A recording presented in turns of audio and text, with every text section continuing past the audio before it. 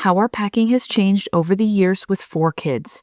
When it comes to packing, how we do it really depends on how we're traveling.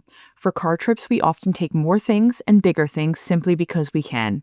I remember our first vacation with our twins. We had a minivan and could fold down the back row of seats, giving us an enormous amount of room. That trip taught us a lot, not just about what we did and didn't need, but also about how our priorities as parents were evolving. Take the baby bathtub, for example. On that first trip, we brought one along. Afterward, we realized we could manage bath time in other ways and didn't actually need to carry it. Over time, we discovered what features in the strollers we actually used and which ones were unnecessary for certain trips. We also learned a lot about the kids' carry-on bags. Early on, we tried to pack enough toys and activities to keep them entertained all day, and quickly realized it was overkill. Not only was it too much for them to carry, but it just became another thing for us to manage during the long travel days. Packing for a family of 6 is tricky.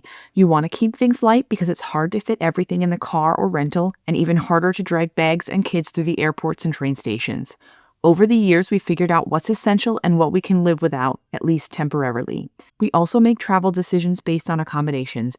We look for hotels or rentals with laundry and common toiletries. This saves a ton of space. No need to bring shampoo, conditioner, or body wash. Some items we do bring intentionally based on past experiences. On our first big international trip, our twins weren't sleeping well, so we brought a small sound machine from home. It helped them feel a little bit more comfortable and maintain some consistency during the trip. Diapers are another example. We used to just throw a sleeve or two just in case. Now we're more intentional, estimating exactly how many we'll need and packing accordingly. For longer trips, we may only bring what we need for the travel day and buy the rest once we've arrived, depending on the available space. We sometimes bring a baby monitor if we have room, but most of the time it's unnecessary. Usually we're sharing a room with the kids and aren't going out while they're asleep. In a pinch, we've used FaceTime as a makeshift monitor.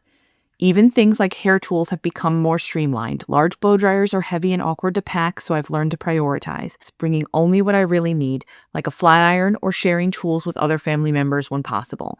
At the end of the day, packing isn't about having everything, it's about having what you truly need and keeping the day manageable.